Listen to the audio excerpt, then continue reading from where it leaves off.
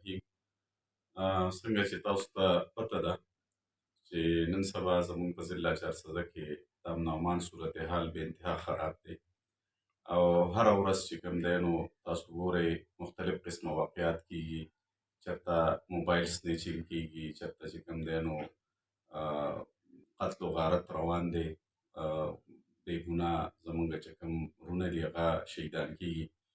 بېګا د شپې به تاسو اورېدلي چې دلته زموږ یو طالب علم ورو اوکاشه هغه چې کوم دی نو هغه قتل کړی شو ډېر په بې دردۍ سره. او داسې نور مختلف واقعات تېر په د یوه میاشت کې تقریبا د 40 نه زیات واقعات د قتل و غارت وشو.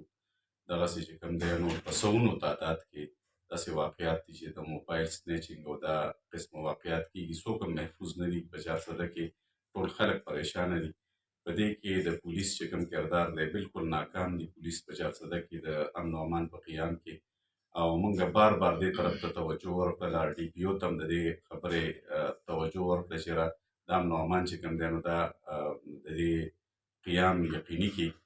او مطلب دا دی چې د چارسدې چې څومره خلک دی هغه پریشانه دي، که تاجران دي، که طالب علمان دي، که نور معزز خلک دی، هغه کور ته چې ځي نو ځان غیر محفوظ تصور کوي. نو دا چې کوم حالات دي زموږ د چارسدې د امن او امان، پولیس انتظامیه مکمل ناکام ده، ډي پي او مکمل ناکام دی، کوم ایس ایچ اوګان چې لګېدلي دي هغوی مکمل ناکام دي په امن او امان په قیام کې. زه نه پوهېږم چې د دوی څه کردار دی. خو بهرحال چې کوم روزانه موږ ګورو دا قسمه واقعات. دې نه علاوه د آیسو کاروبار زموږ په دې ضلع کې د ټولو نه زیات شروع دی. نو زه د دې ډېر بھرپور مذمت هم کوم او جماعت اسلامي به په دې څیزونو باندې خاموش نه کېږي. موږ انشاءالله په دې باندې به راوځو، احتجاج به کوو او د چارسدې چې کوم شهریان دي هغوی ته دا یقین دهاني ورکوو چې انشاءالله موږ به تاسو سره ولاړ یو. د چې کوم ظلم په دې ضلع کې روان دی د دې خلاف به موږ خاموش نه پاتې کېږو او انشاءالله ټول د چارسدې عوامو ته مې دا درخواست دی چې انشاءالله جماعت اسلامي چې کله احتجاج کال ورکړي نو تاسو به زموږ سره په دې کې راوځئ او موږ به د دې پولیس چې دا کومه رویه ده چې دوی مکمل ناکامه شوي دي په امن او امان کې، او باوجود د دې چې د حکومت هر قسمه وسایل او هر قسمه سهولیات دوی ته شته دی، خو دوی چې کوم دی نو د امن او امان په قیام کې ناکامه شوي دي.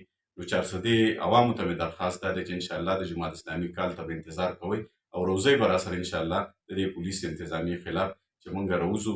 او دې نه علاوه په دې ضلع کې زموږ په دې وخت کې عملاً د پي ټي آی چې کوم ایم پي ایز دي او کوم ایم این ایز دي هغوی موجود دي، خو هغوی په دې باندې خبره نه کوي. زه نه پوهېږم چې څه وجه ده، خو انشاءالله جماعت اسلامي به په دې باندې خاموش نه پاتې کېږي.